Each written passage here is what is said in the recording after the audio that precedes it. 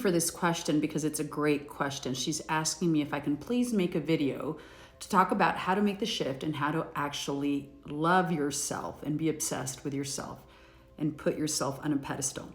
First, let me say that this is really what got me into this work. I was getting over a breakup and I realized that I was looking for love and approval and a sense of worthiness in a relationship, in a man, in things outside of myself, in perfectionism, in achievement, whatever it is. So I stumbled on Louise Hay and this other coach on YouTube named Agnes Vivarelli. And that's what really got me into law of assumption and understanding that everything that I was trying to get outside of me was because I believed there was a void or something lacking within me. Because, and this is Louise Hay, the greatest love that you will ever have is the love that you have with yourself. Become the love of your own life because every relationship stems from there. And here is the shift. I want you to think about someone that you really love, someone, a sibling, a child, even a person you've loved, and think about how you treat them, how you make them a priority, how you choose them, how you do things to benefit them so they know that you care about them. Now, I want you to think about yourself in that manner.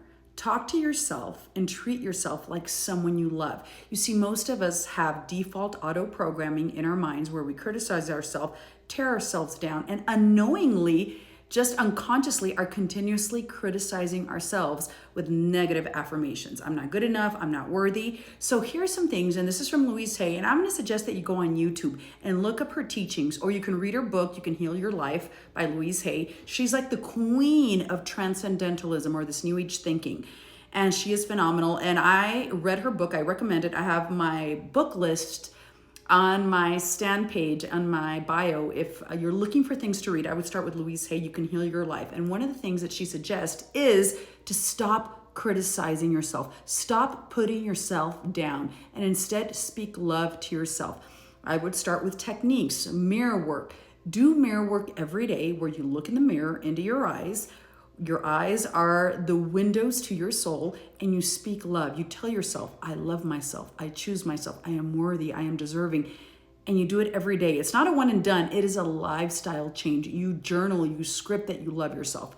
And then you align your thoughts, your beliefs, and your actions as if you are the person who already loves themselves. What does that mean? It means that whenever you're choosing to do something, ask yourself, am I doing this from an elevated place, from the version of me who loves herself and chooses herself? Or am I doing this from the version of me who has a low self-concept and is looking for approval, acceptance, and love outside of me? When you're texting, when you're calling, when you're acting out of desperation and obsessiveness, you're not operating from a high self-concept or a high self-image. You're looking for someone to tell you that you're worthy. You first give it to yourself. Now, one of the things that I started doing when I first got into this work years ago was I started meditating every day, which is subconscious mind reprogramming. And there's a million techniques. They all work. Well, not a million, but there's dozens of techniques. They all work. You got to find the ones that resonate with you. I have other videos on techniques here. I started with guided meditations on self-love, self-worth. If you follow me on YouTube, you can find my free meditations there. Do it every day. Do it twice a day, 3 times a day, because you start programming new beliefs. But then also make sure that your self-talk, when you're conscious, when you're awake, reflects that new version of you. I love myself. I choose myself. Anytime you feel triggered, soothe yourself and then remind yourself, okay, I'm going to do what's good for me. Because most of us who are people pleasers and operate from low self-concept, we're people pleasers because we're looking for other people to love us, to choose us, and we're doing and trying to do things for other people to our detriment. So you flip that and you fearlessly choose you and do what's good for you. You set boundaries. You have higher standards. You respect yourself without guilt.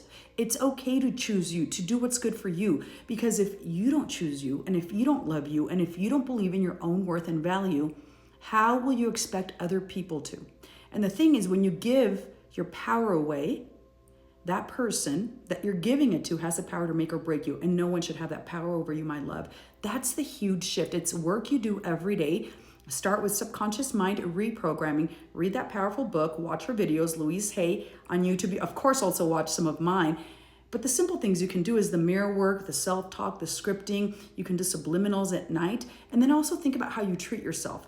Ask yourself in everything you do, am I acting like someone who loves himself? When I abandon myself, when I mistreat myself, when I criticize myself, when I choose other people above choosing what's good for me, when I'm acting in a way that doesn't really reflect a person who respects themselves or loves themselves. Those are the huge shifts that you need to make. You start practicing this and implementing this every day, it will transform your life. It will change the core of who you are. And when you elevate your concept of self, you push that out. Everyone is you pushed out, and the people and the circumstances in your life will reflect this elevated version. That's how it works.